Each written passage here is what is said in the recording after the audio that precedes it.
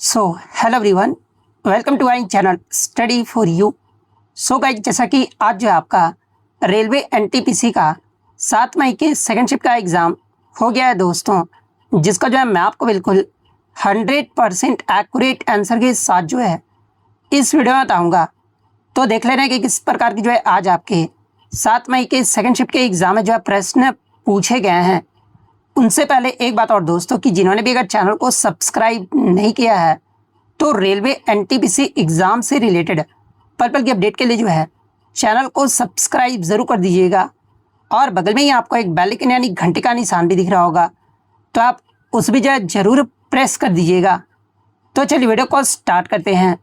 तो सबसे पहले जो है उन सभी कैंडिडेट्स को जो वो मैं तहे दिल से जो वो धन्यवाद कहता हूँ, जिन्होंने भी आज सेकंड शिफ्ट के एग्ज़ाम देने के बाद जो है क्वेश्चन को जो वो टेलीग्राम पर जो वो लिख कर भेजे हैं। देखिए, सभी का नाम लेना तो पॉसिबल नहीं है, क्योंकि बहुत सारे बच्चों ने जो है आज सेकंड शिफ्ट के जो वो क्वेश्चन भेजे थे। तो उन सभी कैंडिडेट्स को जो मैं तहे दिल से जो वो धन्यवाद कहता हूँ। तो इसी प्रकार से जब भी आपका एग्ज़ाम होता है ना, तो आप भी अपने क्वेश्चन को जो है टेलीग्राम पर जरूर भेजा कीजिएगा।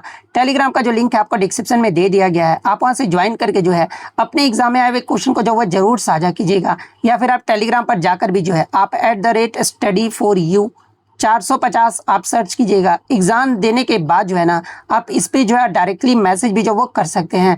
अब हम लोग देख लेते हैं कि सेकंड शिफ्ट के एग्जाम में जो है किस प्रकार के प्रश्न जो वो पूछे गए हैं।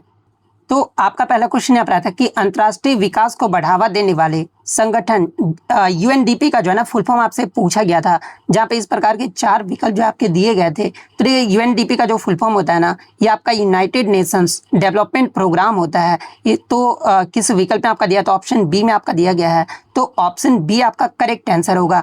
इसके अलावा अगर हिंदी में इसका मतलब कि फुल फॉर्म की बात करें तो ये यूएनडीपी का जो फुल फॉर्म है ना, ये आपका संयुक्त राष्ट्र विकास कार्यक्रम होता है। और इसकी स्थापना के बारे में अगर आपसे पूछा जाए तो ये यूएनडीपी की जो स्थापना है ना, ये आपका 22 नवंबर 1965 को जो ये आपका हुआ था। और इसका मुख्यालय यानी हेडक्वार्टर के बारे में आपसे पूछा जाए तो ये आपका न्यूयॉर्क शहर में है। और ये जो संगठन है ये लगभग आपका 170 देशों में जो है आपका कार्य करता है। और इसका मुख्य उद्देश्य जो है ये आपका सतत विकास लक्ष्य यानी सस्टेनेबल डेवलपमेंट गोल्स को प्राप्त करने में जो है आपका मदद करना है। इसके अलावा ये जो आपका एचडीआई रिपोर्ट है ना, यानी जो आपका ह्यूमन डेवलपमेंट रिपोर्ट यानी मानव विकास जो रिपोर्ट है ना, ये आपका यूएनडीपी के द्वारा ही जो ये आपका जारी किया जाता है। तो ये सारे फैक्ट जो आपको ध्यान में रखना है। नेक्स्ट क्वेश्चन आपका बताता है कि कंप्यूटर और मनोरंजन के क्षेत्र में उपयोग होने वाले सीडी का जो आपका फुल फॉर्म जो आपसे पूछा गया था, जहाँ पे इस प्रकार के 4 विकल्प जो आपके दिए गए थे। तो ये सीडी का जो फुल फॉर्म होता है ना, ये आपका कॉम्पैक्ट डिस्क होता है। तो ये आपका ऑप्शन बी विकल्प में आपका दिया गया था। तो कॉम्पैक्ट डिस्क आपका करेक्ट आंसर होगा। और देखिए, ये जो आपका सीडी है ना, एक आपका digital optical disc data storage प्रारूप है, जिसका उपयोग जो है ये आपका ऑडियो, वीडियो और कंप्यूटर डेटा को जो है स्टोर करने और चलाने के लिए जो आपका किया जाता है। क्षमता की बात कर ले तो एक सामान्य सीडी में लगभग आपका जो है ना 700 MB तक का डेटा भी जो आपका स्टोर किया जा सकता है। और इसे आपका 1982 में जो है सोनी और फिलिप्स के द्वारा मिलकर जो है ना ये आपका विकसित किया गया था। और प्रमुख प्रकार की बात कर ले तो ये प्रमुख प्रकारों में जो है आपके सीडी रोम, CDR और CDRW यानी रिडाइटेबल जो ये आपके शामिल होते हैं। तो ये सारे फैक्ट जो आपको ध्यान में रखना है। नेक्स्ट आपका बताता है कि गणित के क्षेत्र में प्रतिष्ठित एबेल पुरस्कार जो है ना 2025 से ये किसे सम्मानित किया गया, आपसे पूछा गया था। तो ये जो आपका एबेल पुरस्कार है ये आपका गणित के क्षेत्र में जो आपका दिया जाता है। और 2025 का जो एबेल पुरस्कार है ना, ये जापानी गणितज्ञ मसाकी काशिवारा को जो है 20 गणितीय विश्लेषण यानी अलजेब्रिक एनालिसिस और प्रतिनिधित्व सिद्धांत यानी रिप्रेजेंटेशन थ्योरी में उनके मौलिक योगदान के लिए जो है ना इन्हें आपका 2025 का एबेल पुरस्कार जो आपका दिया गया है। और उन्होंने विशेष रूप से जो है आपका डी मॉड्यूल्स के सिद्धांत के विकास और क्रिस्टल बेस की खोज की है, जिससे जटिल गणितज्ञ गणनाओं को भी जो है ये आपका सरल बनाने में मदद भी जो आपका मिला है। तो ये पॉइंट भी आप ध्यान में रखिएगा। तो ऑप्शन सी मसाकी काशिवारा आपका करेक्ट आंसर होगा। अब आगे के चैप्टर में यहाँ से क्या क्या प्रश्न आपका पूछा जा सकता है, जैसे कि कौन सा देश जो है एबेल पुरस्कार प्रदान और प्रशासित करता है। तो देखिए, ये जो आपका नॉर्वे देश है ना, ये आपका एबेल पुरस्कार जो आपका प्रदान करता है। और इसे आपका Norwegian academy of science and letters द्वारा जो है ये आपका प्रदान किया जाता है। एबल पुरस्कार जीतने वाले पहले भारतीय मूल के गणितज्ञ कौन थे, अगर ये पूछा जाए तो देखिए 2007 में जो है ये आपके श्रीनिवास एस आर वर्धन को जो है आपका दिया गया था। एबल पुरस्कार किस गणितज्ञ की याद में जो आपका स्थापित किया गया था, तो ये आपके जो है नील्स हेनरिक एबल की याद में जो आपका स्थापित किया गया था। 2026 का अगर एबल पुरस्कार के बारे में आपसे पूछा जाए तो ये वर्ष 2026 का प्रतिष्ठित जो एबल पुरस्कार है ना, ये जर्मनी के प्रसिद्ध गणितज्ञ जिनका नाम आपका क्या है, तो ये आपका गर्ड फाल्टिंग्स है, इन्हें जो आपका प्रदान किया गया है। और इन्हें जो आपका Norwegian academy of science and letters ने जो है उन्हें अंक गणितीय ज्यामिति यानी अर्थमेटिक ज्योमेट्री में जो है ना क्रांतिकारी योगदान और मॉडल्स व लैंग के दीर्घकालिक डायोफेटाइन अनुमानों को हल करने के लिए जो है इस सम्मान से जो है आपका सम्मानित किया गया है। तो ये फैक्ट भी आपको ध्यान में रखना है। नेक्स्ट आपका बताते कि भारतीय मंदिर वास्तुकला में विमान शब्द जो है ना किस प्रकार के मंदिर शैली की प्रमुख विशेषता, ये आपसे पूछा गया था, जहाँ पे इस प्रकार के 4 विकल्प जो आपके दिए गए थे। तो ये मैं आपको बता दूं कि दक्षिण भारत के द्रविड़ मंदिरों में जो है ना मुख्य आपका गर्भगृह के ऊपर बनी पिरामिड नुमा बहुमंजिला संरचना को जो है ना ये आपका विमान जो आपका कहा जाता है। और इसके विपरीत उत्तर भारतीय यानी नागर शैली में जो है ना इस ऊर्ध्व संरचना को जो ये आपका शिखर जो आपका कहा जाता है। और द्रविड़ मंदिरों में विमान अक्सर जो है ना ये आपका वर्गाकार आधार पर ऊपर की ओर जो है आपका छोटा मतलब कि होते जाता है और अंत में एक आपका गुंबद जैसी संरचना पर आपका समाप्त होता है, जिसे आपका शिखर या फिर केवल शीर्ष भाग भी जो है आपका कहा जाता है। तो ये पॉइंट भी आप ध्यान में रखिएगा। यानी क्वेश्चन के अकॉर्डिंग बात कर ले कि भारतीय मंदिर वास्तुकला में विमान शब्द किस प्रकार की मंदिर शैली का आपका प्रमुख विशेषता है, तो ये आपका द्रविड़ शैली की जो आपका प्रमुख विशेषता है। तो ऑप्शन बी विकल्प आपका करेक्ट आंसर होगा। अब यहाँ से आगे की शिफ्ट में आपका क्या क्या प्रश्न बन सकता है वो मैं आपको बता देता हूँ। जैसे कि प्रश्न इस प्रकार से पूछा जाएगा कि द्रविड़ शैली के मंदिर के प्रवेश द्वार को क्या कहा जाता है, तो ये द्रविड़ शैली के मंदिर के प्रवेश द्वार को जो है ना ये आपका गोपुरम जो है आपका कहा जाता है। वास्तुकला की वेसर शैली किन 2 शैलियों का आपका मिश्रण है, तो देखिए ये जो आपका वेसर शैली है ना ये आपका नागर और द्रविड़ शैली का जो आपका मिश्रण है। किस मंदिर शैली में शिखर आपका वक्र रेखीय यानी कर्वी लाइनर आकार का होता है, तो देखिए ये जो आपका नागर शैली। और उत्तर भारत में जो आपका मंदिर शैली में जो शिखर होता है ना ये आपका वक्र रेखीय होता है। तो ये पॉइंट भी आप ध्यान में रखिएगा। इसके अलावा एग्जाम में यहाँ से एक और प्रश्न पूछा जाता है कि भारत में सबसे ऊंचे विमानों में से एक के लिए कौन सा प्रसिद्ध मंदिर आपका जाना जाता है, तो ये जो आपका तंजावुर का जो बृहदेश्वर मंदिर है ना सबसे ऊंचे विमानों के लिए जो आपका जाना जाता है। तो ये सारे फैक्ट जो आपको ध्यान में रखना है। नेक्स्ट आपका बताते हैं कि निम्नलिखित में से कौन सा मंदिर जो है ना द्रविड़ शैली का उदाहरण नहीं, ये आपसे पूछा गया था, जहाँ पे इस प्रकार के 4 विकल्प जो आपके दिए गए थे। तो देखिए एक विकल्प में आपका सिद्धेश्वर महादेव मंदिर आपका दिया गया था। तो देखिए ये जो आपका सिद्धेश्वर जो महादेव मंदिर है ना ये आपका द्रविड़ शैली का उदाहरण नहीं है। तो ऑप्शन सी विकल्प आपका करेक्ट आंसर होगा। सिद्धेश्वर महादेव मंदिर की बात कर ले, जैसे कि महाराष्ट्र या उड़ीसा के कई मंदिर जो है ना आमतौर पर जो है ये आपके नागर शैली या फिर स्थानीय चालुक्य या फिर हिमाडपंथी शैली में जो आपका निर्मित है। द्रविड़ शैली के मंदिर के मुख्य पहचान की बात कर ले तो उनकी जो पिरामिड नुमा बहुमंजिला संरचना जिन्हें आपका विमान कहा जाता है, विशाल प्रवेश द्वार यानी गोपुरम इसे कहा जाता है, और 4 दीवारों के अंदर बने जलाशय जो इनमें आपको देखने को मिलते हैं। और बृहदेश्वर और मीनाक्षी मंदिर जो है ना ये आपके द्रविड़ शैली के जो है आपके सर्वोत्तम उदाहरण भी जो आपके माने जाते हैं। तो ये पॉइंट भी आप ध्यान में रखिएगा। इसके अलावा आगे के शिफ्ट में और क्या क्या प्रश्न आपसे पूछा जाता है, जैसे कि मंदिर वास्तुकला की द्रविड़ शैली के प्रारंभिक विकास का जो श्रेय है ना ये किस वंश को जो आपका दिया जाता है, तो ये आपका पल्लव वंश को जो आपका दिया जाता है। नागर और द्रविड़ शैली के शिखर के बीच मौलिक अंतर आपका क्या है, तो ये नागर में जो आपका शिखर होता है ना ये आपका वक्र रेखीय होता है, जबकि आपका द्रविड़ में जो विमान होता है ना ये आपका पिरामिड नुमा होता है। तो ये जो आपका दोनों के मध्य जो आपका अंतर होता है।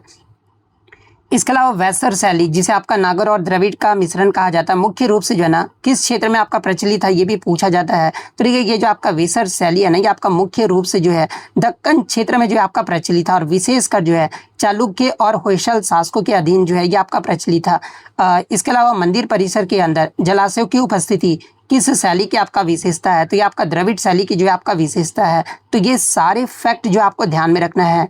नेक्स्ट आपका बताता है कि गगईकोंडा यानी गंगा का विजेता की उपाधि जो है ना निम्नलिखित में से किस चोल शासक ने धारण किया था, ये आपसे पूछा गया था, जहाँ पे इस प्रकार के 4 विकल्प जो आपके दिए गए थे। तो ये गगईकोंडा की जो उपाधि है ना ये चोल शासक राजेंद्र चोल प्रथम के द्वारा जो आपका धारण किया गया था। तो ऑप्शन बी विकल्प आपका करेक्ट आंसर होगा। इसके अलावा राजेंद्र चोल प्रथम की बात करें तो इनका जो शासन काल है ये आपका 1014 से लेकर जो है 1044 ईस्वी तक रहा था, और अपने सैन्य अभियान के दौरान जो है उत्तर भारत के राजाओं विशेषकर जो है ना आपके बंगाल के पाल शासक महिपाल को पराजित किया था और गंगा नदी तक जो ये आपके पहुंच गए थे। और इस महान विजय के उपलक्ष्य में उन्होंने जो है गंगईकोंडा चोल की उपाधि भी जो आपके लिए थे और गंगईकोंडा चोलपुरम नामक एक नई राजधानी भी जो इन्हीं के द्वारा आपका बसाया गया था। और वहां उन्होंने जो है चोल गंगम नामक एक विशाल कृत्रिम झील यानी जलाशय का भी जो आपका निर्माण किया था। तो ये पॉइंट भी आप ध्यान में रखिएगा। आगे के शिफ्ट में यहाँ से और क्या क्या प्रश्न आपके बन सकते हैं, जैसे कि गंगईकोंडा चोलपुरम शहर का जो निर्माण है ये किसके द्वारा आपका करवाया गया था, तो ये आपके राजेंद्र चोल प्रथम के द्वारा आपका करवाया गया था। किस चोल शासक ने दक्षिण पूर्वी एशिया यानी श्री विजय के हिस्सों को जीतने के लिए जो है बंगाल की खाड़ी के पार नौसैनिक अभियान जो आपका भेजा था, तो ये भी आपका राजेंद्र चोल प्रथम के द्वारा जो आपका भेजा गया था। राजेंद्र चोल प्रथम के पिता कौन थे, जिन्होंने तंजावुर में जो है बृहदेश्वर मंदिर का जो आपका निर्माण किया था, तो इनके पिता का जो नाम था ये आपका राजा चोल था। तो ये पॉइंट भी आप ध्यान में रखिएगा। इसके अलावा 1818 में मतलब कि ये सारे फैक्ट आप ध्यान में रखिएगा। नेक्स्ट क्वेश्चन आपका यहाँ पर आया था 1818 में बंगाल में फराजी आंदोलन की जो शुरुआत है ना ये किसने किया था, ये आपसे पूछा गया था, जहाँ पे इस प्रकार के 4 विकल्प जो आपके दिए गए थे। तो ये 1818 में जो है हाजी शरियतुल्लाह ने जो है ना इस आंदोलन की शुरुआत जो है ये आपके पूर्वी बंगाल से जो आपके किए थे। और फराजी शब्द का अर्थ एग्जाम में पूछा जाता है, तो ये फराजी शब्द जो है ना ये आपका फर्ज से आया था, जिसका अर्थ जो है ईश्वर द्वारा अनिवार्य किए गए कर्तव्य होता है। और इसका मुख्य उद्देश्य की बात कर ले तो इस्लाम में फैली कुरीतियों को दूर करना और सामाजिक समानता लाना था। और बाद में मैं आपको बता दूं कि उनके बेटे दद्दू मियाँ यानी मोहम्मद मोहसिन के नेतृत्व में जो है ना ये आपका फराजी आंदोलन जो है आपका क्रांतिकारी जो आपका बन गया था। और उन्होंने जमींदारों व ब्रिटिश नील बागान मालिकों के खिलाफ भी जो है ना किसानों को जो है आपका संगठित किया था। तो ये पॉइंट भी आप ध्यान में रखिएगा। तो हाजी शरियतुल्लाह किस ऑप्शन में आपका दिया, तो ऑप्शन बी विकल्प में आपका दिया गया है। तो ऑप्शन बी विकल्प आपका करेक्ट आंसर होगा। अब यहाँ से आगे के चैप्टर में क्या क्या प्रश्न बन सकता है, जैसे ये प्रश्न ये बन सकते हैं कि हाजी शरियतुल्लाह के बाद फराजी आंदोलन का जो नेतृत्व है ये किसने संभाला था, तो उनके पुत्र दुद्दू मियाँ ने जो ये आपका संभाला था। किस सामाजिक धार्मिक आंदोलन ने ये घोषणा किया कि भूमि ईश्वर की है, तो ये आपका फराजी आंदोलन में जो ये आपका घोषणा जो आपका किया गया था। भारत के किस क्षेत्र में फराजी आंदोलन आपका सबसे अधिक सक्रिय रहा था, तो ये आपका पूर्वी बंगाल में यानी फरीदपुर में जो है ना ये आपका सबसे अधिक जो आपका सक्रिय रहा था। इसके अलावा एग्जाम में एक प्रश्न और पूछा जाता है कि फराजी आंदोलन का जो है मुख्य उद्देश्य आपका क्या रहा था, तो ये फराजी आंदोलन का जो मुख्य उद्देश्य है ना ये आपका इस्लाम में सुधार करना और किराएदारों को जमींदारों के उत्पीड़न से जो आपका बचाना था। तो ये सारे फैक्ट जो आपको ध्यान में रखना है। नेक्स्ट आपका मेरा था कि प्रसिद्ध पुस्तक गीता रहस्य जो पुस्तक है ना ये किसके द्वारा आपका लिखा गया, ये आपसे पूछा गया था, जहाँ पे इस प्रकार के 4 विकल्प जो आपके दिए गए थे। तो ये प्रसिद्ध पुस्तक गीता रहस्य के जो लेखक है ना ये आपके बाल गंगाधर तिलक है। और बाल गंगाधर तिलक ने जो ये आपका श्री भगवत गीता रहस्य, जिसे आपका संक्षिप्त में गीता रहस्य भी कहा जाता है, इसकी रचना जो है ये आपका 1911-12 में जो है ना मांडले जेल यानी बर्मा में जो आपका किया गया था। और इस पुस्तक में उन्होंने जो है ना गीता की व्याख्या यानी कर्म योग निस्वार्थ कर्म के सिद्धांत पर जो वो किए थे। और उनका ऐसा मानना था ना कि गीता केवल जो है मोक्ष के लिए नहीं बल्कि समाज की सेवा और अन्याय के खिलाफ लड़ने की जो ये आपका प्रेरणा देता है। तो ये पॉइंट भी आप ध्यान में रखिएगा। इसके अलावा एग्जाम में ऐसे और क्या क्या प्रश्न आपके बनते हैं, जैसे कि बाल गंगाधर तिलक ने गीता रहस्य पुस्तक किस जेल में आपके लिखे थे, तो आपके मांडे जेल बर्मा में जो आपके लिखे थे। आर्यों की उत्पत्ति के संबंध में बाल गंगाधर तिलक द्वारा कौन सी दूसरी प्रसिद्ध पुस्तक आपका लिखा गया था, तो दूसरी जो प्रसिद्ध पुस्तक है ना the Arctic home in the Vedas, ये जो पुस्तक है आपका लिखा गया था। भारतीय शांति का जनक किसे कहा जाता है, अगर ये पूछा जाए तो ये बाल गंगाधर तिलक को जो है ना भारतीय शांति का जनक जो है आपका कहा जाता है। और ये उपाधि जो है ये आपके वैलेंटाइन चिरोल के द्वारा जो आपका दिया गया था। तो ये पॉइंट भी आपको ध्यान में रखना है। इसके अलावा राष्ट्रवादी विचारों को फैलाने के लिए बाल गंगाधर तिलक ने कौन से समाचार पत्र जो आपके शुरू किए थे, तो ये बाल गंगाधर तिलक के द्वारा आपके 2 समाचार पत्र जो आपके शुरू किए गए थे। एक तो आपका केसरी जो कि आपका मराठी भाषा में आपका शुरू किया गया, दूसरा आपका मराठा जो कि आपका अंग्रेजी में जो आपका शुरू किया गया था। तो ये सारे फैक्ट जो आपको ध्यान में रखना है। नेक्स्ट आपका मेरा था कि अक्टूबर 1928 में लाहौर में साइमन कमीशन के खिलाफ शांतिपूर्ण विरोध प्रदर्शन के दौरान हुए लाठीचार्ज में किस भारतीय स्वतंत्रता सेनानी को जो है ना गंभीर चोट आई थी और जिसके बाद उनकी मृत्यु भी जो है आपका हो गया था, जहाँ पे इस प्रकार के 4 विकल्प जो आपके दिए गए थे। तो ये मैं आपको बता दूं कि 30 अक्टूबर 1928 को जब साइमन कमीशन लाहौर पहुंचा था ना तो लाला लाजपत राय के नेतृत्व में साइमन गो बैक के नारे के साथ जो आपका प्रदर्शन किया गया था। और तत्कालीन पुलिस अधीक्षक जेम्स ए स्कॉट ने जो है आपका लाठीचार्ज का भी आदेश दिया था, जिसमें लाला जी के सीने पर आपका गंभीर चोटें आई थी और घायल होने के कुछ दिनों बाद जो है 17 नवंबर 1928 को उनका निधन भी जो आपका हो गया था। और मरने से पहले जो है आपके लाला लाजपत राय के द्वारा आपका कहा गया था कि मेरे शरीर पर पड़ी एक लाठी जो है ना ब्रिटिश साम्राज्य के ताबूत की आखिरी कील जो है आपका साबित होगा। ये जो आपका लाला लाजपत राय के द्वारा जो आपका कहा गया था, तो लाला लाजपत राय किस ऑप्शन में आपका दिया है, तो ऑप्शन बी विकल्प में आपका दिया गया है। तो ऑप्शन बी विकल्प आपका यहाँ पे करेक्ट आंसर होगा। इसके अलावा और एग्जाम में यहाँ से क्या क्या प्रश्न आपके आगे के शिफ्ट में आपके बन सकते हैं, जैसे कि लाला लाजपत राय पर लाठीचार्ज के लिए जिम्मेदार ब्रिटिश पुलिस अधिकारी कौन था, तो ये आपका जेम्स ए अस्कॉट था। लाला लाजपत राय की मृत्यु का बदला लेने के लिए भगत सिंह और उनके साथियों ने जो है किस पुलिस अधिकारी की जो आपके हत्या किए थे, तो ये जो आपका जेपी सॉन्डर्स की हत्या जो है ना ये आपका किया गया था। तो ये पॉइंट भी आप ध्यान में रखिएगा। और उन्होंने जेपी सॉन्डर्स की हत्या मतलब कि नहीं किया गया था, उन्होंने अस्कॉट की जगह जो है ना ये आपका गलती से जो है आपका सॉन्डर्स को जो है आपका मार दिया गया था। हालांकि ये मारना चाहते थे अस्कॉट को, लेकिन गलती से जो है ये आपका सॉन्डर्स को जो है ये आपका गोली चल गया था और सॉन्डर्स जो है आपका मार दिया गया था। लाला लाजपत राय किस लोकप्रिय नाम से आपके जाने जाते हैं, तो देखिए लाला लाजपत राय को जो है ना ये पंजाब केसरी के नाम से जो आपका जाना जाता है। तो ये सारे फैक्ट जो आपको ध्यान में रखना है। इसके अलावा एक और प्रश्न यहाँ से पूछा जाता है कि ब्रिटिश शासन की आलोचना करने के लिए लाला लाजपत राय के द्वारा कौन सी प्रसिद्ध पुस्तक जो आपका लिखा गया था, तो मतलब कि ब्रिटिश शासन की आलोचना करने के लिए लाला लाजपत राय के द्वारा जो है ना अनहैप्पी इंडिया पुस्तक जो ये आपका लिखा गया था। तो ये पॉइंट भी आपको ध्यान में रखना है। नेक्स्ट आपका बताया था कि दिल्ली सल्तनत की पहली महिला शासिका जिसका नाम आपका रजिया सुल्तान था, इनका शासनकाल कब से कब तक रहा था, ये आपसे पूछा गया था, जहाँ पे इस प्रकार के 4 विकल्प जो आपके दिए गए थे। तो ये रजिया सुल्तान का जो शासनकाल है ना, यानी जो टाइम पीरियड है रूलिंग का, ये आपका 1236 से लेकर जो है 1240 ईस्वी तक रहा था। तो ऑप्शन बी विकल्प आपका करेक्ट आंसर होगा। इसके अलावा रजिया सुल्तान की बात कर ले तो ये रजिया सुल्तान जो है ना ये आपका इल्तुतमिश की जो है आपका बेटी थी, और इल्तुतमिश ने जो है अपने बेटों का अयोग्य मानकर जो है ना रजिया को अपना मतलब कि उत्तराधिकारी भी जो आपका चुना था। और उन्होंने लगभग 4 साल तक जो ये आपका शासन किया था, और वह पर्दा प्रथा का त्याग कर पुरुषों की तरह जो है ना कुबा यानी कोट और कुला यानी टोपी पहनकर जो है दरबार में जो आपका बैठती थी। और 1240 में आपके कैथल के पास उनकी हत्या भी जो आपका कर दिया गया था। तो ये पॉइंट भी आप ध्यान में रखिएगा। और रजिया सुल्तान से एग्जाम में क्या क्या प्रश्न आपके आगे के शिफ्ट में बन सकते हैं, जैसे कि रजिया सुल्तान के पिता कौन थे, तो ये आपके शमसुद्दीन इल्तुतमिश जो इनका नाम था। रजिया सुल्तान किस वंश से आपका संबंधित है, तो ये आपका गुलाम वंश जिसे आपका ममलुक वंश भी आपका कहा जाता है।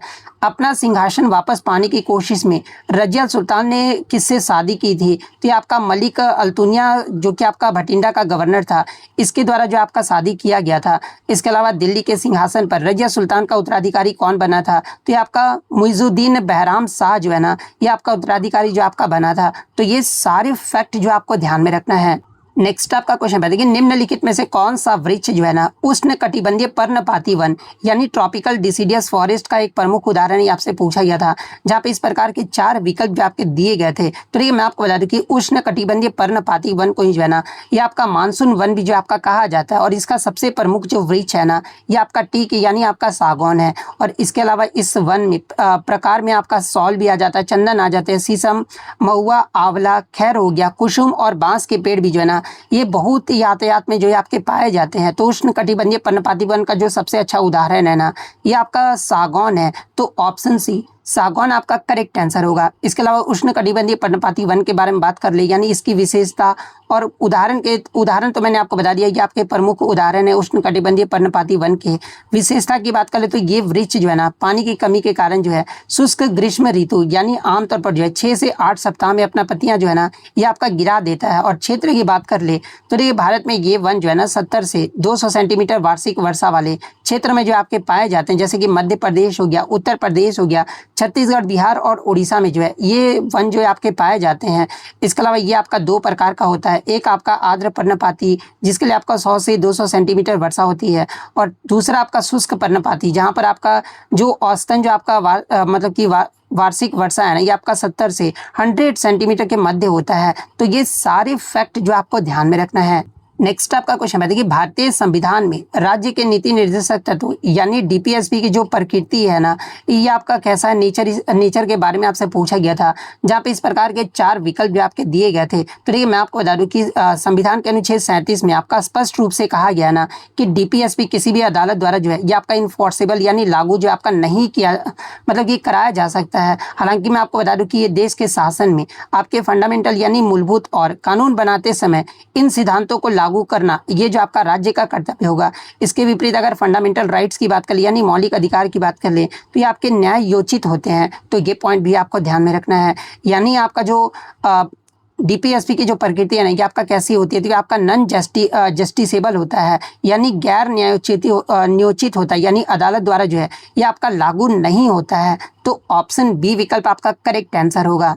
इसके अलावा एग्जाम में यहाँ से एक प्रश्न पूछा जाता है कि किसने डीपीएसपी को जो है बैंक के नाम एक चेक जिसका भुगतान बैंक की सुविधा पर आपका निर्भर है, ये जो है आपका कहा था। तो देखिए ये जो आपका वाक्य है ना ये केटी शाह के द्वारा जो आपका कहा गया था। तो ये फैक्ट भी आपको ध्यान में रखना है।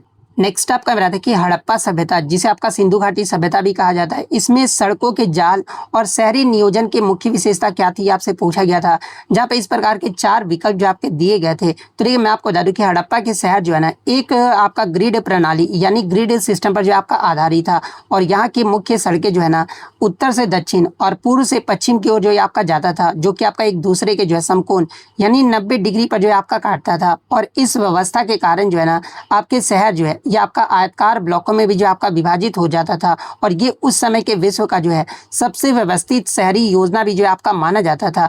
यानी हड़प्पा सभ्यता में सड़कों के जो जाल और शहरी नियोजन की जो मुख्य विशेषता थी ना ये आपका क्या था, तो ये आपका जो है रेक्टेंगुलर ग्रिड पैटर्न था यानी आयताकार ग्रिड पैटर्न था। तो ऑप्शन बी विकल्प आपका करेक्ट आंसर होगा। अब देखिए आगे के शिफ्ट में यहाँ से क्या क्या प्रश्न बन सकता है कि हड़प्पा में नलियों और घरों के निर्माण के लिए मुख्य रूप से किस सामग्री का उपयोग किया गया था। तो इसमें आपका बर्न्ट ब्रिक्स यानी पकी हुई ईंटों का प्रयोग जो आपका किया गया था। हड़प्पा के शहर आमतौर पर कितने भागों में आपके विभाजित थे, तो ये आपका 2 भागों में आपका विभाजित था, एक आपका दुर्ग और दूसरा आपका निचला शहर, इसमें जो आपका विभाजित किया गया था। नेक्स्ट अगर बात कर ले कि सिंधु घाटी सभ्यता का कौन सा शहर जो है अपने अनूठी जल प्रबंधन प्रणाली के लिए आपका प्रसिद्ध था, तो ये आपका धौलावीरा जो आपका प्रसिद्ध था। तो ये सारे फैक्ट जो आपको ध्यान में रखना है। नेक्स्ट आपका बताया था कि निम्नलिखित में से कौन सा सॉफ्टवेयर जो है ना मुख्य रूप से टेक्स्ट आधारित दस्तावेज जैसे कि आपका पत्र हो गया, रिपोर्ट और रिज्यूम बनाने और संपादित करने के लिए जो है ये आपका उपयोग किया जाता है। तो कौन सा सॉफ्टवेयर आपका मुख्य रूप से प्रयोग किया जाता है इसके लिए, तो आपका MS वर्ड का प्रयोग जो आपका किया जाता है। तो ऑप्शन बी MS वर्ड आपका करेक्ट आंसर होगा। नेक्स्ट आपका बता दें कि भारतीय संविधान का कौन सा अनुच्छेद जो है ना ये आपका प्रावधान करता है कि किसी विदेशी राज्य की नागरिकता जो है स्वेच्छा से प्राप्त करने वाले व्यक्ति भारत के नागरिक नहीं रहेंगे। अर्थात कहने का मतलब कि भारत में दोहरी नागरिकता का जो निषेध है यानी वर्णन जो है ये किस अनुच्छेद में किया गया है आपसे पूछा गया था, जहाँ पे इस प्रकार के 4 विकल्प जो आपके दिए गए थे। तो देखिए मैं आपको बता दूं कि भारत का संविधान ये जो आपका सिंगल सिटीजनशिप यानी एकल नागरिकता के सिद्धांत का जो आपका पालन करता है, और अनुच्छेद 9 के अकॉर्डिंग जो है ना यदि कोई भारतीय नागरिक जो है अपनी इच्छा से किसी दूसरे देश के नागरिक मतलब कि नागरिकता आपका स्वीकार कर लेता है ना, तो उसकी भारतीय नागरिकता जो है ये आपका स्वतः ही जो है आपका समाप्त हो जाता है। और भारत सरकार ने इसके विकल्प के रूप में जो है आपका OCI यानी overseas citizen of India card की सुविधा भी जो आपका दी है। लेकिन ये जो आपका पूर्ण दोहरी नागरिकता जो आपका बिल्कुल भी नहीं है, यानी दोहरी नागरिकता का जो वर्णन है ना ये आपका अनुच्छेद 9 में जो आपका किया गया है। तो ऑप्शन बी विकल्प आपका करेक्ट आंसर होगा। अब आगे के सेक्टर में यहाँ से क्या क्या प्रश्न बन सकते हैं, जैसे कि भारत ने एकल नागरिकता की अवधारणा किस देश के संविधान से आपका लिया, तो ये आपका ब्रिटेन देश के संविधान से जो आपका लिया गया है। भारतीय संविधान का कौन सा भाग जो है नागरिकता से आपका संबंधित है, तो ये भाग 2 और अनुच्छेद 5 से 11 जो है ना ये आपका नागरिकता से जो आपका संबंधित है। भारत में कानून द्वारा नागरिकता के अधिकार को विनियमित करने का जो शक्ति है ना ये किसके पास होता है, तो ये आपका संसद के पास होता है और अनुच्छेद 11 के तहत होता है। नेक्स्ट अगर एग्जाम में एक प्रश्न और यहाँ से पूछा जाता है कि भारतीय संसद द्वारा नागरिकता अधिनियम कब आपका अधिनियमित किया गया था, तो ये आपका वर्ष 1955 में जो आपका अधिनियमित किया गया था। तो ये सारे फैक्ट जो आपको ध्यान में रखना है। नेक्स्ट क्वेश्चन आपका रहा था कि भारतीय संविधान का अनुच्छेद 141 जो है ना निम्नलिखित में से किससे संबंधित है, ये आपसे पूछा गया था, जहाँ पे इस प्रकार के 4 विकल्प जो आपके दिए गए थे। तो देखिए अनुच्छेद 141 की बात कर ले तो भारतीय संविधान का अनुच्छेद 141 जो है ना ये सुप्रीम कोर्ट यानी सर्वोच्च न्यायालय द्वारा घोषित कानून का सभी न्यायालयों पर जो है ना ये बाध्यकारी होने से जो आपका संबंधित है। और ये प्रावधान जो है ये आपका सुनिश्चित करता है ना कि भारत के सर्वोच्च न्यायालय द्वारा सुनाए गए फैसले भारत के राज्य क्षेत्र के भीतर स्थिति मतलब राज्य क्षेत्र के भीतर स्थित जो है ना सभी अधीनस्थ न्यायालय और उच्च न्यायालयों पर जो है अनिवार्य रूप से जो आपका लागू होता है। ये आपका अनुच्छेद 141 में जो आपका कहा गया है। तो ये आपका किस विकल्प में आपका दिया गया अनुच्छेद 141 के बारे में, तो आपका सर्वोच्च न्यायालय द्वारा घोषित कानून का सभी निचली अदालतों पर बाध्यकारी होना, ये आपका ऑप्शन बी में आपका दिया गया है। तो ऑप्शन बी आपका यहाँ पे करेक्ट आंसर होगा।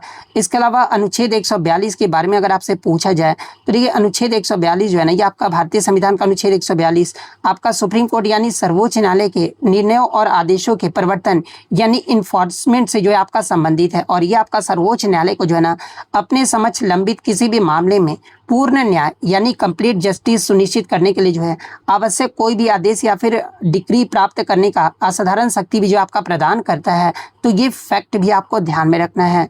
नेक्स्ट आपका बताते कि निम्नलिखित में से कौन सा कार्य जो है ना भारत के राष्ट्रपति का नहीं है, ये आपसे पूछा गया था, जहाँ पे इस प्रकार के 4 विकल्प जो आपके दिए गए थे। तो देखिए एक विकल्प में आपका दिया गया था कि प्रिसाइडिंग ओवर द राज्यसभा यानी राज्यसभा की अध्यक्षता करना, ये आपका राष्ट्रपति का कार्य नहीं होता है। तो ऑप्शन डी विकल्प आपका करेक्ट आंसर होगा, क्योंकि भारतीय संविधान के अनुच्छेद 64 और अनुच्छेद 89 के अकॉर्डिंग जो है भारत के उपराष्ट्रपति जो है ना ये आपका राज्यसभा के पदेन सभापति होते हैं और राष्ट्रपति राज्यसभा के कार्यवाही का संचालन जो है आपका नहीं करते हैं।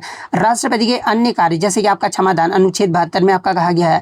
आपातकाल आपका 3 प्रकार के आपातकाल है, अनुच्छेद 352, 356, 360 और संसद का विशेष संबोधन जो कि आपका अनुच्छेद 87 उनकी संवैधानिक शक्तियों का जो है आपका हिस्सा है। लेकिन आपका जो मतलब कि राज्यसभा की अध्यक्षता करना जो है कि आपका राष्ट्रपति का कार्य नहीं है, इसलिए ऑप्शन डी विकल्प आपका करेक्ट आंसर होगा। आगे के शिफ्ट में और यहाँ से क्या क्या प्रश्न बन सकते हैं कि राज्यसभा का पदेन सभापति कौन होता है, तो ये आपका वाइस प्रेसिडेंट ऑफ इंडिया यानी भारत के उपराष्ट्रपति होते हैं। प्रत्येक आम चुनाव के बाद जो है राष्ट्रपति किस अनुच्छेद के तहत जो है संसद के पहले सत्र को जो आपका संबोधित करते हैं, तो ये आपका अनुच्छेद 87 के तहत जो है ये आपके संबोधित करते हैं।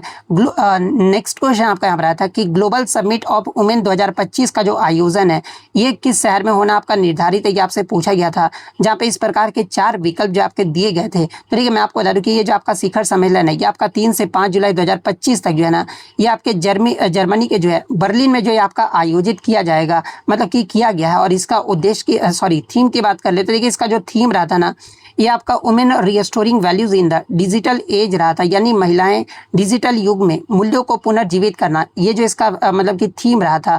उद्देश्य की बात कर लेते हैं आपका 35वां वार्षिक शिखर सम्मेलन है जो दुनिया भर की महिलाएं नेताओं और सरकारी मंत्रियों सीईओ और उद्यमियों को जो है एक साथ जो आपका लाता है। तो ये फैक्ट भी आपको ध्यान में रखना है। तो बर्लिन जर्मनी ऑप्शन बी में आपका दिया गया है, तो ऑप्शन बी विकल्प आपका करेक्ट आंसर होगा।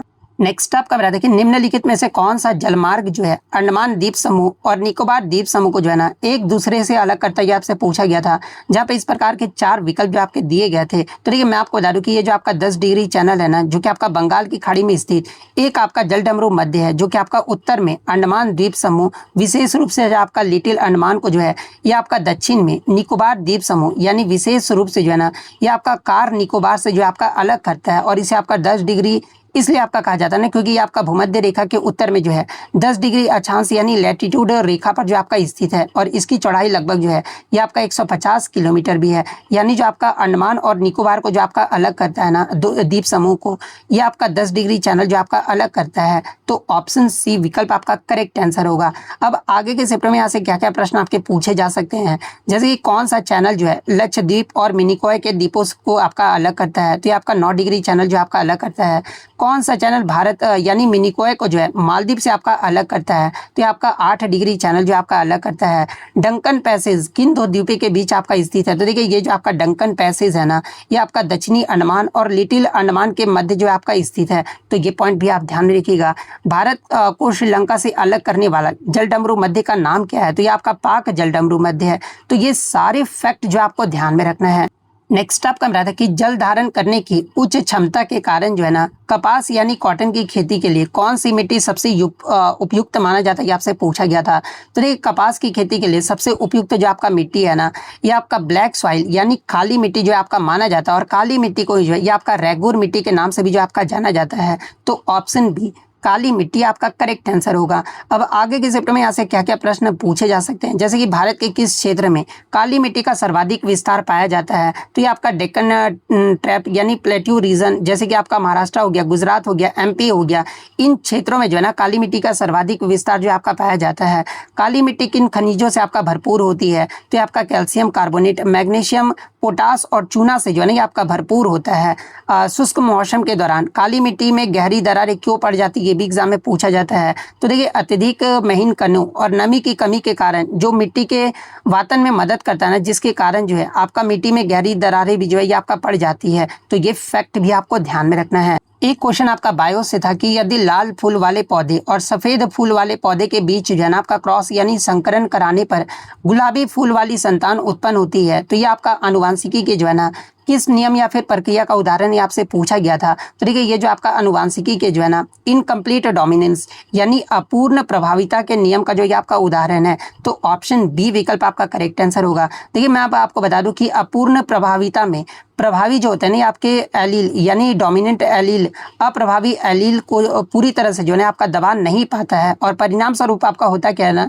कि दोनों के मिश्रण से एक नया आपका मध्यवर्ती लक्षण जो ये आपका प्रकट होता है। और ये आपका मेंडल के जो है प्रभाविता के नियम का एक आपका अपवाद यानी एक्सेप्शन भी है। और इसका जो सबसे प्रसिद्ध आपका उदाहरण है ना ये आपका कौन सा है, तो आपका स्नैपड्रैगन और मिराबिलियस जलापा में जो ये आपका देखा जाता है। तो ये पॉइंट भी आप ध्यान में रखिएगा। आगे के चैप्टर में और यहाँ से क्या क्या प्रश्न पूछे जाएंगे, जैसे कि अपूर्ण प्रभाविता को F2PD में फेनोटाइपिक अनुपात क्या होता है ये आपसे पूछा जाता है। तो देखिए फेनोटाइपिक अनुपात जो है ना F2PD में जो है ये आपका 1:2:1 का होता है। पूर्व प्रभाविता की खोज सबसे पहले किस पौधे में आपका किया गया था, तो ये आपका मिराबिलिस जलापा जो कि आपका क्लॉक प्लांट है, इस पौधे में जो आपका किया गया था। इसके अलावा सह प्रभाविता यानी को डोमिनेंस अपूर्ण प्रभाविता से जो है कैसे आपका भिन्न है यानी अलग है। तो देखिए सह प्रभाविता में जो है ना दोनों लक्षण जो एक साथ आपका दिखाई देता है, जबकि आपके जो मतलब कि अपूर्ण प्रभाविता होता है ना इसमें आपके आपस में जो ये आपके मिल जाते हैं। तो ये जो आपका मतलब कि इन दोनों में जो आपका भिन्न होता है। क्या अपूर्ण प्रभाविता से विसंयोजन का नियम यानी लॉ ऑफ सेग्रीगेशन जो है अभी भी आपका मान्य है, तो हाँ बिल्कुल आपका मान्य है, क्योंकि युग्मक निर्माण के दौरान जो है ना एलील अभी भी जो आपके अलग होते हैं। तो ये सारे फैक्ट जो आपको ध्यान में रखना है। नेक्स्ट आपका बता दें कि पर्यावरण संरक्षण पर पहला अंतर्राष्ट्रीय शिखर सम्मेलन किस वर्ष और कहां पर आयोजित किया गया था, आपसे पूछा गया था, जहां पे इस प्रकार के 4 विकल्प जो आपके दिए गए थे। तो ये पर्यावरण संरक्षण पर पहला अंतर्राष्ट्रीय शिखर सम्मेलन जो है ना ये आपका 1972 में स्टॉकहोम में जो है आपका आयोजित किया गया था। तो ऑप्शन बी विकल्प आपका करेक्ट आंसर होगा। इसके अलावा आपको बता दें कि स्टॉकहोम सम्मेलन जो है ना आपका 5 से 16 जून 1972 पर्यावरण पर जो आपका पहले वैश्विक जो आपका प्रयास था। और इसी सम्मेलन के दौरान संयुक्त राष्ट्र पर्यावरण कार्यक्रम यानी UNEP की स्थापना भी जो आपका किया गया था। और इसी सम्मेलन की याद में जो है ना आपका प्रत्येक वर्ष जो है 5 जून को आपका विश्व पर्यावरण दिवस भी जो आपका मनाया जाता है। तो ये पॉइंट भी आप ध्यान में रखिएगा। आगे के चैप्टर में अगर आपसे पूछा जाए कि 1972 के स्टॉकहोम सम्मेलन के परिणाम स्वरूप किस अंतर्राष्ट्रीय संगठन की आपका स्थापना किया गया था, तो ये आपका UNEP का किया गया था। UNEP का फुल फॉर्म क्या होता है, तो ये आपका यूनाइटेड नेशंस इन्वायरमेंट प्रोग्राम होता है। किस शिखर सम्मेलन को पृथ्वी शिखर सम्मेलन के नाम से भी आपका जाना जाता है, तो देखिए 1992 का रियो डी जेनेरियो सम्मेलन को जो है ना ये पृथ्वी शिखर सम्मेलन के नाम से भी जो आपका जाना जाता है। UNEP का अगर आपसे हेडक्वार्टर यानी आपका मुख्यालय पूछा जाए कि कहाँ पर स्थित है, तो देखिए UNEP का जो मुख्यालय है ना ये आपका नैरोबी केन्या में स्थित है। तो ये सारे फैक्ट जो आपको ध्यान में रखना है। नेक्स्ट आपका बता दें कि कंप्यूटर में CPU का मुख्य कार्य क्या होता है, ये आपसे पूछा गया था। तो देखिए CPU का सबसे पहले आप फुल फॉर्म जान लीजिए क्या होता है, तो आपका सेंट्रल प्रोसेसिंग यूनिट होता है। और कंप्यूटर में CPU का जो मुख्य कार्य है ना ये कंप्यूटर को प्राप्त होने वाले निर्देशों यानी इंस्ट्रक्शंस को जो है ये आपका प्रोसेस करना, डेटा को आपका संसाधित करना और कंप्यूटर के सभी भाग यानी हार्डवेयर या फिर सॉफ्टवेयर को जो है ना संचालन को जो आपका नियंत्रित करता है। और CPU को ही जो ये आपका कंप्यूटर का जो है ना आपका ब्रेन यानी मस्तिष्क भी जो आपका कहा जाता है, जो कि आपका इनपुट लेकर जो है उसे उपयोगी जानकारी यानी आउटपुट में भी जो ये आपका बदलता है। तो ये आपका CPU का जो मुख्य कार्य होता है ये आपका क्या होता है, तो आपका निर्देशों को प्रोसेस और निष्पादित करना, ये जो इसका मुख्य कार्य होता है। तो ऑप्शन बी विकल्प आपका करेक्ट आंसर होगा। इसके अलावा एग्जाम में यहाँ से एक प्रश्न पूछा जाता है कि सीपीयू के कितने आपके मुख्य घटक होते हैं, तो इसके आपके 3 मुख्य घटक होते हैं और वो 3 कौन कौन से, तो एक आपका एएलयू होता है जो कि आपका इसका full form arithmetic logic unit होता है जो कि आपका गणना और तार्किक का कार्य जो आपका करता है। दूसरा आपका कंट्रोल यूनिट होता है जो कि आपका कार्यों को आपका निर्देशित करता है। तीसरा आपका रजिस्टर होता है जो कि डेटा को अस्थायी भंडारण का जो आपका कार्य करता है। तो ये सारे फैक्ट जो आपको ध्यान में रखना है। नेक्स्ट आपका बता दें कि मानव शरीर में पूर्ण पाचन के बाद प्रोटीन निम्नलिखित में से किसमें परिवर्तित हो जाता है, ये आपसे पूछा गया था, जहां पे इस प्रकार के 4 विकल्प जो आपके दिए गए थे। तो देखिए मानव शरीर में पूर्ण पाचन के बाद प्रोटीन जो है ना ये आपका अमीनो अम्ल में जो है आपका परिवर्तित हो जाता है। तो अमीनो एसिड ऑप्शन सी विकल्प में आपका दिया गया है। तो ऑप्शन सी विकल्प आपका करेक्ट आंसर होगा। अब आगे के शिफ्ट में आपका क्या क्या प्रश्न बन सकता है, जैसे कि आमाशय यानी पेट में प्रोटीन का पाचन शुरू करने वाला एंजाइम कौन सा है, तो ये आपका पेप्सिन एंजाइम है। प्रोटीन के पूर्ण पाचन का मुख्य स्थल कौन सा अंग है, तो आपका स्मॉल इंटेस्टाइन यानी आपका छोटी आंत है। प्रोटीन निम्नलिखित में से किसका आपका बहुलक यानी पॉलीमर श्रृंखलाएं होता है, तो देखिए प्रोटीन जो है ना ये आपका एमिनो एसिड्स का जो ये आपका बहुलक होता है। तो ये फैक्ट भी आप ध्यान में रखिएगा। प्रोटीन का वह कौन सा विशिष्ट घटक यानी गैस है जो वसा या फिर कार्बोहाइड्रेट में जो है ना ये आपका नहीं पाया जाता है, तो ये आपका नाइट्रोजन गैस जो है आपका नहीं पाया जाता है। तो ये सारे फैक्ट जो आपको ध्यान में रखना है।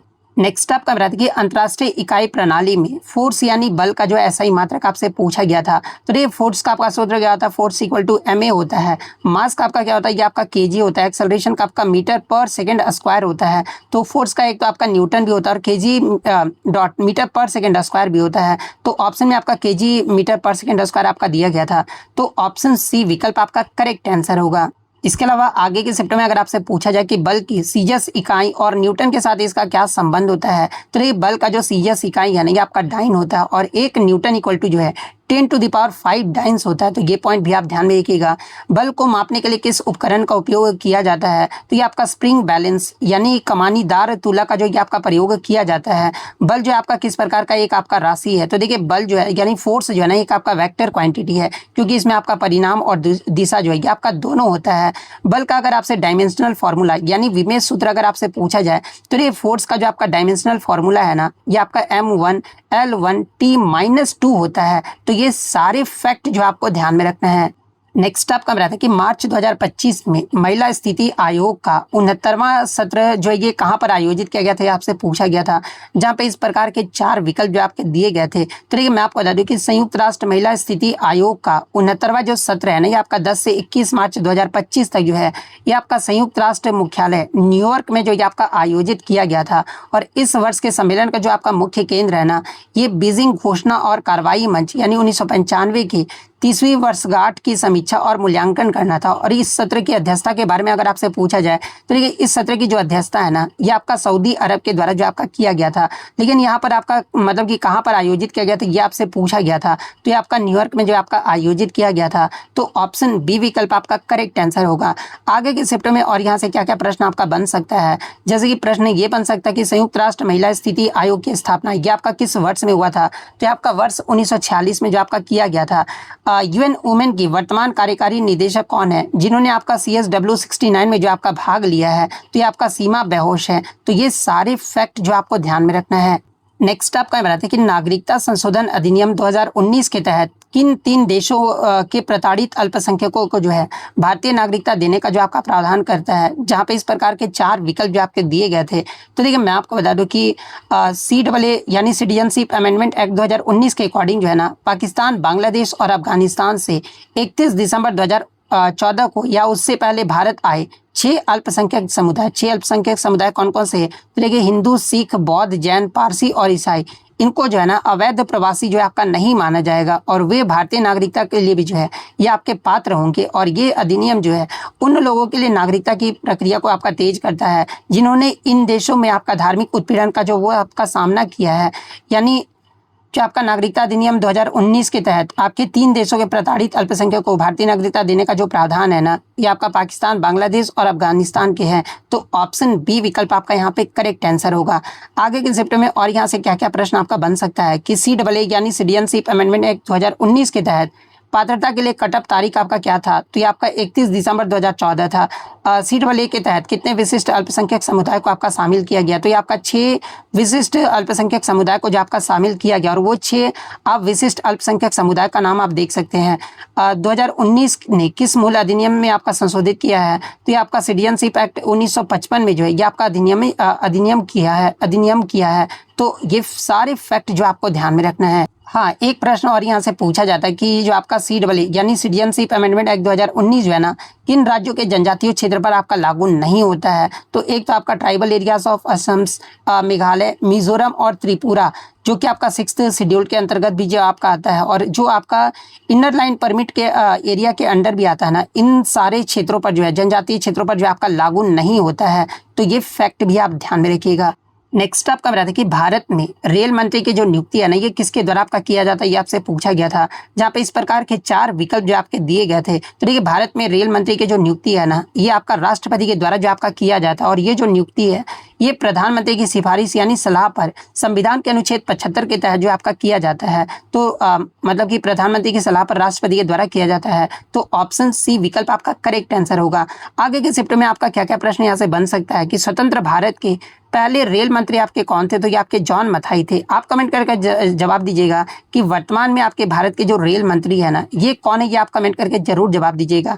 केंद्रीय रेल मंत्री व्यक्तिगत रूप से किसके प्रति उत्तरदायी होते हैं, तो ये आपके राष्ट्रपति के प्रति जो ये आपका उत्तरदायी होते हैं, क्योंकि राष्ट्रपति के प्रसाद पर्यंत ही जो है ना आपका पद जो आपके धारण करते हैं। भारत की पहली महिला रेल मंत्री कौन थी, अगर ये आपसे पूछा जाए तो ये आपका ममता बनर्जी थी। तो ये सारे फैक्ट जो आपको ध्यान में रखना है।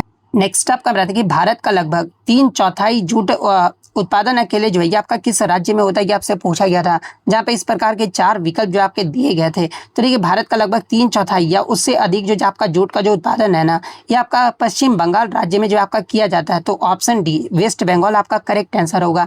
यानी कहने का मतलब यह है कि पश्चिम बंगाल जो है ना देश का सबसे बड़ा आपका जूट उत्पादक जो आपका राज्य है। दूसरे नंबर पर अगर आपसे पूछा जाए, यानी जो पश्चिम बंगाल में आपका कुल उत्पादन है ना लगभग आपका जूट का 70 से 80% हिस्सा जो है ये आपका पश्चिम बंगाल अकेले जो ये आपका योगदान देता है। तो ये पॉइंट भी आप ध्यान में रखिएगा। जूट को किस लोकप्रिय नाम से आपका जाना जाता है, तो इसे आपका गोल्डन फाइबर यानी सुनहरा रेशा के नाम से जो आपका जाना जाता है।